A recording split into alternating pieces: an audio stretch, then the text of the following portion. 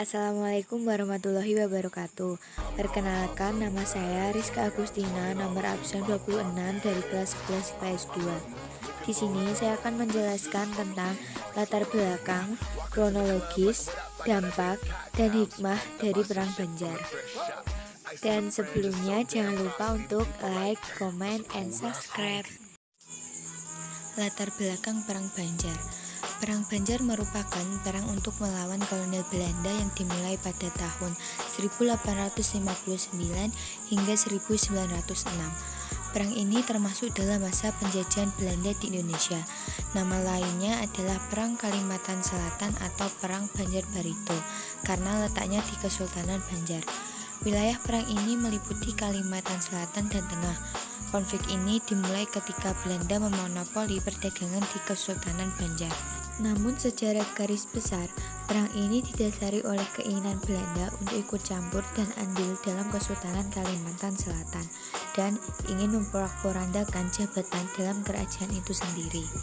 Selanjutnya, kronologis terjadinya Perang Banjar. Setelah Pangeran Tamjidillah turun tahta, Belanda mengumumkan penghapusan kerajaan Banjar. Proses perlawanan setelah Tamjidillah naik tahta timbul pemberontakan yang dipimpin oleh Prabu Anom. Pangeran Hikayat berada di balik pemberontakan ini. Meskipun Prabu Anom tertangkap, namun perlawanan terus berkobar. Sejak tahun 1859, Pangeran Antasari tampil sebagai pemimpin perlawanan. Bersama rakyat, ia menyerang pos Belanda di Martapura. Pangeran Antasari mendapat dukungan dari tokoh-tokoh seperti Kiai Demang Leman, Haji Nasrun, Haji Buyasin, dan Kiai Lenglang. Dalam sebuah pertempuran, rakyat berhasil menenggelamkan kapal onrus milik Belanda di Sungai Barito. Akibatnya, pada tahun 1860, Belanda menghapuskan kerajaan Banjar. Adapun dampak setelah terjadinya Perang Banjar. Hal yang pertama kali bisa kita lihat adalah pembubaran kerajaan Banjar. Perlawanan yang dilakukan kerajaan Banjar dan mendapat bantuan dari suku Dayak yang terkenal di wilayah Kalimantan ternyata belum cukup kuat untuk menandingi kekuatan Belanda yang kala itu juga adalah negara yang memiliki angkatan bersenjata terbaik di dunia. Perlawanan kerajaan Banjar kala itu kebanyakan menggunakan senjata tradisional yang menggunakan senjata melee atau senjata tajam yang mana kalah bersaing dengan penggunaan teknologi seperti senapan dan meriam. Belanda juga terbilang sebuah negara yang memiliki personal militer terbaik di dunia. Maka dari itu, perlawanan kedaerahan yang dilakukan oleh kerajaan Banjar dan sekitarnya bisa begitu mudah diredam oleh pasukan Belanda. Yang kedua, Belanda berhasil menguasai wilayah Kalimantan Selatan seluruhnya. Dengan dikuasainya pemerintah pusat dari wilayah Kalimantan Selatan, bisa dibilang bahwa seluruh wilayah yang awalnya berada pada kendali kerajaan Banjar tenggelam ke dalam tangan Belanda setelah memenangkan peperangan atas perlawanan yang sempat dilakukan oleh kerajaan Banjar sendiri, yang dibantu oleh warga sekitar. Belanda sendiri akhirnya dapat dengan mudah mengurus segala sesuatu yang berada pada Kalimantan Selatan, termasuk di dalamnya pemanfaatan sumber daya alam dan juga monopoli perdagangan.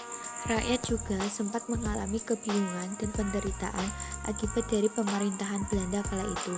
Banyak rakyat yang mengalami tindakan-tindakan sebagai penyebab pelanggaran HAM vertikal yang mana membuat mereka harus merasakan kesusahan tiap waktu karena pemerintahan Belanda kala itu.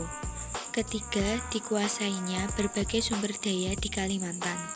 Dengan berakhirnya kerajaan Banjar kala itu, seluruh sistem termasuk pembagian sumber daya alam kepada rakyat telah dihapuskan.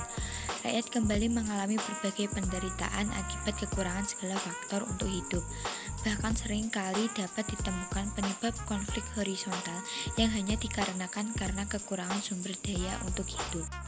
Yang keempat, tidak adanya penerus yang ideal.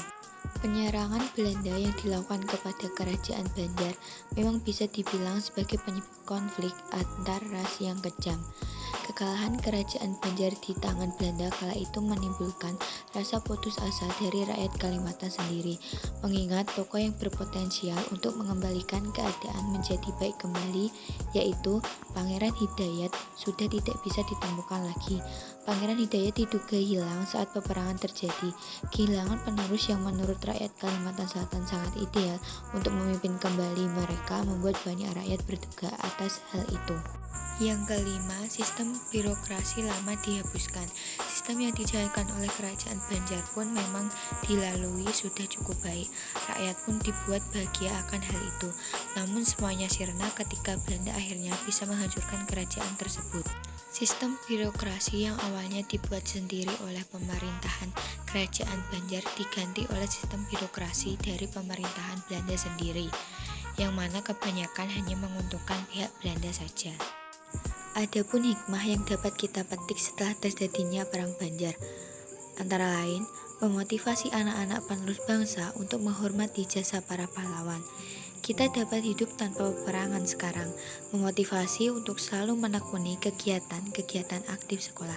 Adapun pelajaran yang dapat kita ambil, antara lain, tidak mudah menyerah dalam menghadapi tantangan, rela berkorban untuk bangsa dan negara, gigih dalam melawan para penjajah, tidak takut terhadap musuh walaupun jumlahnya banyak, berani dalam membela kebenaran, dan selalu mementingkan bangsa daripada urusan pribadi.